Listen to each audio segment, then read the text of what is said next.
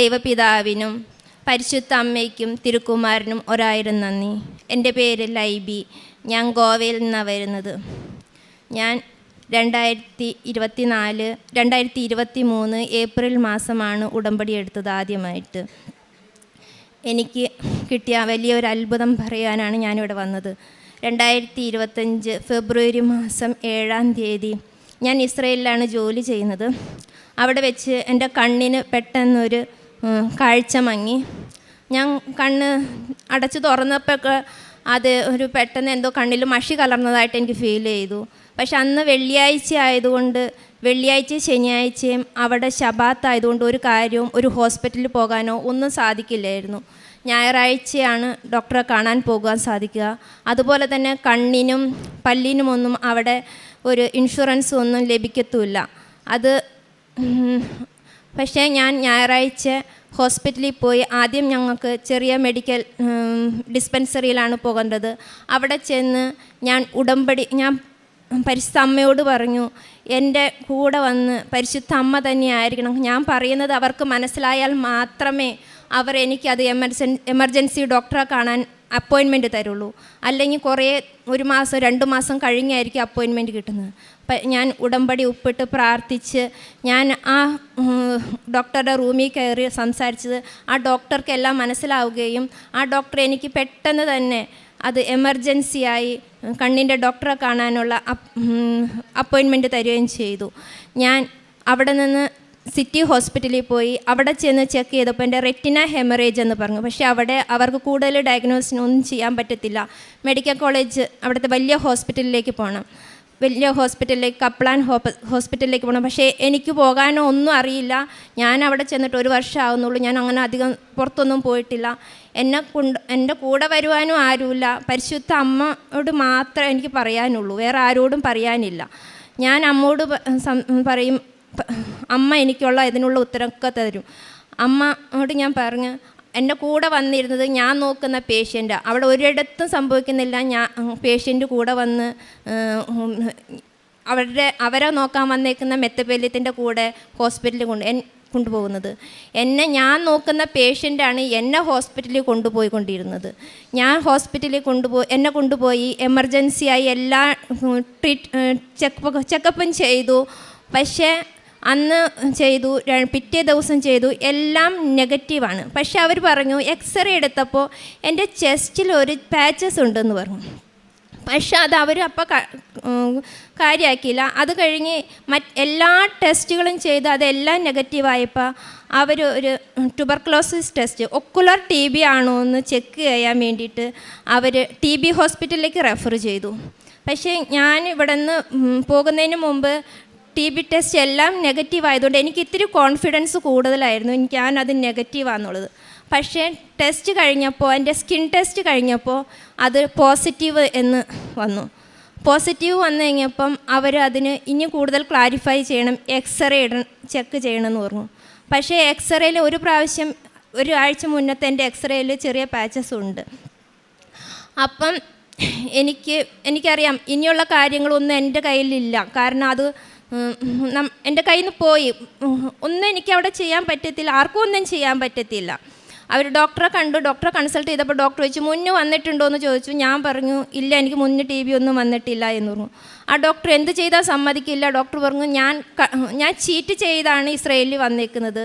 ഞാൻ എംബസീനെ എല്ലാം ചീറ്റ് ചെയ്തു. എൻ്റെ എംബസിയിൽ നിന്ന് അവർ എൻ്റെ മുന്നിൽ തന്നെ ഇരുന്ന് എൻ്റെ അവിടുത്തെ സീനിയേഴ്സ് ഓഫീസേഴ്സിനെ എല്ലാം വിളിച്ചു. എംബസിയിൽ നിന്ന് എൻ്റെ ഡീറ്റെയിൽസ് എല്ലാം എടുക്കാൻ വേണ്ടിയിട്ട് എൻ്റെ ഡീറ്റെയിൽസ് എടുത്ത് എൻ്റെ ഇതെല്ലാം ക്ലാരിഫൈ ചെയ്ത് എന്നെ അന്ന് തന്നെ ഡീപ്പോർട്ട് ചെയ്യുമെന്നുള്ള രീതിയിലായിരുന്നു അവർ പ്രവർത്തിച്ചത്. അപ്പോൾ എൻ്റെ കൂടെ വന്ന എൻ്റെ അമ്മച്ചി അവരോട് ചോദിച്ചു, എന്നെ കൂടെ നിർത്തുന്നതിൽ അവർക്കെന്തെങ്കിലും ഇനി ബുദ്ധിമുട്ടുണ്ടോയെന്ന്. കാരണം അവരും ഒരു രോഗിയാണ്. TB എന്ന് വെച്ചാൽ ക്ഷയരോഗത്തിൻ്റെയാണ്. അത് മറ്റുള്ളവർക്കും പകരാൻ സാധ്യതയുള്ളതാണ്. അപ്പം ഡോക്ടർ പറഞ്ഞു, എക്സ്റേ എടുത്ത് നോക്കിയിട്ട് ഞാൻ ക്ലാരിഫൈ ചെയ്യാമെന്ന്. എക്സ്റേക്ക് ഞാൻ പോയിപ്പോൾ ആ എക്സ്റേ റൂമിൽ ഉടമ്പടിയിട്ട് പ്രാർത്ഥിച്ചിട്ട് ഞാൻ പറഞ്ഞു, എൻ്റെ ചെസ്റ്റിൻ്റെ എക്സ്റേ എനിക്ക് വേണ്ട, പരിശുദ്ധ അമ്മയുടെ ചെസ്റ്റിൻ്റെ എക്സ്റേ എനിക്ക് വേണം. കാരണം എൻ്റെ എക്സ്റേ അത് ചിലപ്പോൾ എങ്ങനെ വരുമെന്ന് എനിക്കറിയത്തില്ല. പക്ഷേ പരിശുദ്ധ അമ്മയുടെ ചെസ്റ്റിൻ്റെ എക്സ്റേ ആയിരിക്കണം എന്ന് പറഞ്ഞ് ഞാൻ പ്രാർത്ഥിച്ചു. കാരണം എനിക്ക് അവിടെ ഒന്നും ചെയ്യാനില്ല. കാരണം അത് പോസിറ്റീവായ എന്നെ അന്ന് തന്നെ അവിടെ നിന്ന് പറഞ്ഞു വിടും. എനിക്ക് അവിടെ ഒരു കാരണവശാലും അത് അവർ എംബസിയിലേക്ക് അറിയിക്കുക, അതിനുള്ള എല്ലാവരും ചെയ്തു അവിടെ ഓൾറെഡി. എൻ്റെ എക്സ്റേ കഴിഞ്ഞു. ഞാൻ ശാന്തമായിട്ട് ഡോക്ടറുടെ റൂമിൽ വന്ന് ഡോക്ടർ ചെക്ക് ചെയ്തിട്ട് എൻ്റെ അടുത്ത് പറഞ്ഞു, എക്സ്റേ ചെക്ക് ചെയ്തിട്ട് അത്രയും നേരം ഭയങ്കര ദേഷ്യത്തിലിരുന്ന ഡോക്ടർ എന്നോട് പറഞ്ഞു, your chest is clear, you perfectly okay, you are not sick എന്ന് പറഞ്ഞു. അത് കേട്ട നിമിഷം എനിക്ക് ഞാൻ അവിടെ ഇരുന്ന് കുറേ കരഞ്ഞു ഡോക്ടറുടെ മുറിയിലിരുന്ന്. കാരണം എനിക്ക് വേറെ ഒന്നും, അത് അവിടെ അമ്മ ഇടപെട്ടതാണ്. അത് അമ്മയുടെ ചെസ്റ്റാണ്. കാരണം അതിക്ക് ഒരാഴ്ച മുന്നേ എൻ്റെ ചെസ്റ്റിലൊരു ചെറിയ പാച്ചസ് ഉണ്ടെന്ന് എനിക്ക് കിട്ടിയതാണ്. അതാണ് ഒരാഴ്ച കഴിഞ്ഞപ്പം എനിക്ക് എൻ്റെ ചെസ്റ്റ് പെർഫെക്റ്റ് ആയെന്ന് പറഞ്ഞ് എനിക്ക് തന്നു. പക്ഷേ ആ ഡോക്ടർ എനിക്ക് TBയുടെ ട്രീറ്റ്മെൻ്റ് ഒന്നും വേണ്ട എന്നും പറഞ്ഞ് സർട്ടിഫിക്കറ്റ് തന്നെങ്കിലും എൻ്റെ കണ്ണിൻ്റെ ആശുപത്രി കൊണ്ടുവന്നപ്പം ഞാൻ അന്ന് മാർച്ച് 5-ാം തീയതി വന്നപ്പം എനിക്ക് അവിടെ കാണിച്ച ഡോക്ടർ പറഞ്ഞു, അന്ന് ഞാനൊരു പുതിയ ഡോക്ടറെയാണ് കണ്ടത്. അന്ന് അത്രയും ദിവസം കണ്ട ഡോക്ടർ ആയിരുന്നില്ല. ആ ഡോക്ടർ പറഞ്ഞു എനിക്ക് TBയുടെ ട്രീറ്റ്മെൻറ്റ് നടത്തണം, 6 മാസത്തെ അല്ലെങ്കിൽ 8 മാസത്തെ ട്രീറ്റ്മെൻറ്റ് നടത്തണം. ഒരു 2-3 ടെസ്റ്റും കൂടി എഴുതി തന്നു. അതും കൂടി ക്ലിയർ ആക്കിയിട്ട് ഞാൻ ട്രീറ്റ്മെൻറ്റ് തുടങ്ങാമെന്ന് പറഞ്ഞു. പിന്നെ എനിക്കുള്ള അപ്പോയിൻമെൻറ്റ് കിട്ടിയത് മാർച്ച് 31-നാണ്. ഞാൻ മാർച്ച് 30-ന് ഞാൻ അപ്പോയിൻമെൻ്റ് എടുത്ത് വന്നിട്ട് ഞാൻ സമ്പൂർണ്ണ ജപമാല എൻ്റെ കൈകൊണ്ട് സമ്പൂർണ്ണ ജപമാല, സന്തോഷവും പ്രകാശവും ദുഃഖവും മഹിമയും എല്ലാ നന്മ നിറഞ്ഞ എല്ലാം കംപ്ലീറ്റ് ഞാൻ എൻ്റെ കൈ കൊണ്ട് എഴുതി. അതുപോലെ തന്നെ മാർച്ച് 20-ാം തീയതി ഞാൻ ഓൺലൈനിൽ ഉടമ്പടി എടുത്തു. അന്ന് ഇതിനകത്ത് ഒരു കാര്യത്തിൽ ഒരു ക്ലാരിഫൈ വേണം. ഒരു അത്ഭുതം അവിടെ സംഭവിക്കണം. കാരണം ഇനി എനിക്ക് ഇതിന് നടക്കാൻ വയ്യ. അതുപോലെ തന്നെ എനിക്ക് ഒരു അസുഖമില്ല എന്നുള്ളത് എനിക്ക് ക്ലിയർ ചെയ്യണം. എൻ്റെ മെഡിക്കൽ റെക്കോർഡിൽ ആ കണ്ണിൻ്റെ ഡോക്ടർ മെഡിക്കൽ റെക്കോർഡിൽ എനിക്ക് ട്യൂബർകുലോസിസ് പോസിറ്റീവ് എന്ന് റെക്കോർഡ് ചെയ്ത് തന്നു. അതെനിക്ക് മാറ്റി കിട്ടണമെന്ന് ഞാൻ അമ്മോട് ഉടമ്പടിയിൽ ഞാൻ നിയോഗം വെച്ച് ഞാൻ പ്രാർത്ഥിച്ചു. ഞാൻ 31-ാം തീയതി ഞാൻ ഹോസ്പിറ്റലിൽ ചെന്നു. അവിടെ ചെന്നപ്പം ഞാൻ ആഗ്രഹിച്ച് എൻ്റെ ആദ്യമേ ഫോളോ അപ്പ് ചെയ്തിരുന്ന ഡോക്ടറെ തന്നെ എനിക്ക് കാണാൻ കിട്ടി. അന്ന് ഞാൻ അമ്മോട് ഒരു നിയോഗം, ഒരു അടയാളം ചോദിച്ചായിരുന്നു. ഞാൻ പറഞ്ഞായിരുന്നു, നീല കളറുള്ള വസ്ത്രം ഇട്ട ഡോക്ടറായിരിക്കണം എൻ്റെ അടുത്ത് എന്നെ ചെക്ക് ചെയ്യാൻ വരണ്ടേന്ന്. അതുപോലെ തന്നെ നീല വസ്ത്രം ഉള്ള ഒരു ഡോക്ടർ, എൻ്റെ ആദ്യമേ ഫോളോ അപ്പ് ചെയ്തിരുന്ന ഡോക്ടർ, ആ ഡോക്ടർ തന്നെ എൻ്റെ ചെക്ക് ചെയ്തിട്ട് പറഞ്ഞു, നിനക്ക് ഒരു ഹെൽത്ത് വൈസ് നീ ഓക്കെയാണ്. പിന്നെ എന്തുകൊണ്ട് ഇത് സംഭവിച്ചു എന്ന് നമുക്ക് ഇതുവരെ കണ്ടെത്താൻ പറ്റിയിട്ടില്ല. അത് ചിലപ്പം എത്ര ഹെൽത്തി ആയവരാണെങ്കിലും ചിലപ്പോൾ എന്തെങ്കിലും ഹെവി എടുത്ത് പൊക്കുകയോ, അതുപോലെ തന്നെ എന്തെങ്കിലും ചിലപ്പോൾ എനിക്ക് ഇച്ചിരി ഉറക്കത്തിൻ്റെ പ്രശ്നം ഉണ്ടായിരുന്നു, അതുകൊണ്ട് അങ്ങനെ സംഭവിച്ചതാകാനേ സാധ്യത. അതുപോലെ എൻ്റെ മെഡിക്കൽ റെക്കോർഡിൽ നിന്ന് ഞാൻ ട്യൂബർകുലോസിസ് പോസിറ്റീവ് എന്ന് ആ ഡോക്ടർ കംപ്ലീറ്റ്ലി മാറ്റി തന്നു എനിക്ക്. അത് ഇനി അങ്ങനെ വരാണെങ്കിൽ എനിക്ക് റിപ്പീറ്റ് ടെസ്റ്റ് ചെയ്തിട്ട് മാത്രമേ ഇനി അതിൻ്റെ ട്രീറ്റ്മെൻറ്റ് നടത്തത്തുള്ളൂ എന്ന് പറഞ്ഞു. അതല്ലാതെ എനിക്ക് അതിൻ്റെ ട്രീറ്റ്മെൻറ്റ് നടത്തേണ്ട ആവശ്യമില്ല എന്നും എന്നുള്ളത് തന്നു. അതുപോലെ എനിക്ക് എല്ലാ മെഡിക്കൽ ഇൻഷുറൻസ് ഞാൻ പരിശുദ്ധ അമ്മയോട് പ്രാർത്ഥിച്ചത്, കാരണം അവിടെ കണ്ണിനോ അല്ലെങ്കിൽ പല്ലിനോ ഒന്നും ഒരു മെഡിക്കൽ ഇൻഷുറൻസ് ലഭിക്കുന്നതല്ല. അതെല്ലാം എനിക്ക് പരിശുദ്ധ അമ്മ ഫ്രീ ആയിട്ട് അവിടുത്തെ ഇൻഷുറൻസിൽ കവറപ്പ് ചെയ്ത് തന്നു. അത് ഒരു അത്ഭുതകരമായി എല്ലാ കാര്യങ്ങളും. അതുപോലെ ഞാൻ ഇന്നലെ LFE പോയി, ഞാൻ ലിറ്റിൽ ഫ്ലവർ അങ്കമാലി കണ്ണാശുപത്രിയിൽ പോയി കണ്ണ് ഒന്നും കൂടി ഞാൻ ചെക്കപ്പ് ചെയ്തു. ആ ഡോക്ടേഴ്സും പറഞ്ഞു എൻ്റെ കണ്ണറ് 90% ക്ലിയറായി. കാരണം എനിക്ക് അന്ന് സംഭവിക്കുന്ന സമയത്ത് എനിക്ക് ബൈബിൾ പോലും വായിക്കാൻ പറ്റത്തില്ലായിരുന്നു. എൻ്റെ കണ്ണിൻ്റെ കാഴ്ച പൂർണ്ണമായിട്ട് പോയായിരുന്നു, ഇടത്ത് കണ്ണിൻ്റെ. അപ്പോൾ ഇപ്പം എൻ്റെ കണ്ണിന് 90% കാഴ്ച കിട്ടി. എനിക്ക് വായിക്കാനും എല്ലാം ഒരു കുഴപ്പമില്ല. ഇപ്പം ഞാൻ പെർഫെക്റ്റ്ലി ഓക്കെയാണ്. പിന്നെ എൻ്റെ രണ്ടാമത്തെ സാക്ഷ്യം എന്ന് പറഞ്ഞാൽ ഞാൻ ഇസ്രായേലിൽ പോകാൻ വേണ്ടിയിട്ട് ഞാൻ 2023 ഞാൻ ഉടമ്പടി എടുത്തത്. പക്ഷെ അതിക്ക് മുന്നേ ഞാൻ പോകാൻ ശ്രമിച്ചപ്പോൾ എനിക്ക് ഒരു സർട്ടിഫിക്കറ്റ് ഉണ്ടായില്ല. കാരണം ഞാൻ കേരളത്തിൽ ജനിച്ച് കർണാടകയിലേക്ക് കല്യാണം കഴിച്ച് പോയി ഗോവയിലാണ് ജീവിക്കുന്നത്. ഞങ്ങൾക്കൊരു അഡ്രസ് പ്രൂഫ്, ഒരു സ്വന്തമായിട്ട് വീടോ ഒരു അഡ്രസ് പ്രൂഫോ എങ്ങുമില്ല. അപ്പം അതുകൊണ്ട് ഞങ്ങളുടെ കയ്യിൽ ഒരു ഡോക്യുമെൻ്റ് ഇല്ല. എനിക്കൊരു ബർത്ത് സർട്ടിഫിക്കറ്റ് പോലും ഇല്ലായിരുന്നു. കാരണം എന്നെ പ്രസവിച്ചത് വീട്ടിലാണ്. പിന്നെ എൻ്റെ സ്കൂൾ സർട്ടിഫിക്കറ്റിൽ ഒരു ഡേറ്റ്, പള്ളിയിലെ സർട്ടിഫിക്കറ്റിൽ ഒരു ഡേറ്റ് എന്നുള്ള നിലയിലായതുകൊണ്ട് എൻ്റെ കാര്യങ്ങളൊന്നും നടക്കില്ലായിരുന്നു. ഞാൻ ഇവിടെ വന്ന് ഉടമ്പടി എടുത്തതിന് ശേഷം എനിക്ക് നടക്കില്ല എന്ന് പറഞ്ഞ ഏജൻറ്റ് എന്നെ തിരിച്ച് വിളിക്കുകയും എനിക്ക് ബർത്ത് സർട്ടിഫിക്കറ്റ് ഇല്ലെങ്കിലും പഞ്ചായത്തിൽ നിന്ന് ലഭിക്കുന്ന ഒരു നോൺ അവൈലബിലിറ്റി സർട്ടിഫിക്കറ്റ് വെച്ച് അഫിഡവിറ്റ് തയ്യാറാക്കിയാൽ നിനക്ക് പോകാമെന്ന് പറയുകയും അങ്ങനെ ഞാൻ സർട്ടിഫിക്കറ്റുകളെല്ലാം ശരിയാക്കി, പിന്നെ എൻ്റെ പാസ്പോർട്ടും എല്ലാം ശരിയാക്കി എനിക്ക് 2024 ജനുവരി 12 ഇസ്രായേലിന് പോകാൻ സാധിച്ചു. എൻ്റെ മൂന്നാമത്തെ സാക്ഷ്യം, ഞാൻ ഇസ്രായേലിൽ ചെന്നതിന് ശേഷം എനിക്ക് 2.5 മാസം കഴിയുമ്പോൾ എൻ്റെ ജോലി റിസൈൻ ചെയ്യേണ്ട വന്നു. പക്ഷേ എനിക്ക് അവിടെ ആരെയും പരിചയമില്ല, ഞാൻ പുതിയതാണ്. എനിക്ക് ആകെ പരിചയമുള്ള ഒരു ചേട്ടനുണ്ടായിരുന്നു, നാട്ടിലോട്ട് വരികയും ചെയ്തു. എന്നെ ഹെൽപ്പ് ചെയ്യാൻ അവിടെ ആരുമില്ല. ഞാൻ എൻ്റെ റിസൈൻ കൊടുത്തതിന് ശേഷം ഞാൻ എൻ്റെ ഒരു കൂട്ടുകാരിയോട് വിളിച്ച് സംസാരിച്ച് വച്ച് അപ്പം തന്നെ അവൾ എനിക്ക് തിരിച്ചു വിളിച്ചിട്ട് പറഞ്ഞു, എടി നിനക്ക് എൻ്റെ കൂടെ ഇപ്പോൾ ഈ വണ്ടിയിലുണ്ടായിരുന്നു, അവൾക്കും അറിയത്തില്ലായിരുന്നു അതൊരു മലയാളിയാണ് അവളുടെ കൂടെ ഉണ്ടായിരുന്ന ചേട്ടനെ, നിനക്ക് എങ്ങും ജോലി കിട്ടിയില്ല എന്നുണ്ടെങ്കിൽ ആ ചേട്ടനെ വിളിച്ചാൽ മതി, ആ ചേട്ടൻ ജോലി ശരിയാക്കി തരാമെന്ന് പറഞ്ഞു. പക്ഷേ ഞാൻ ആ നമ്പറിൽ വിളിക്കാനൊന്നും പോയില്ല.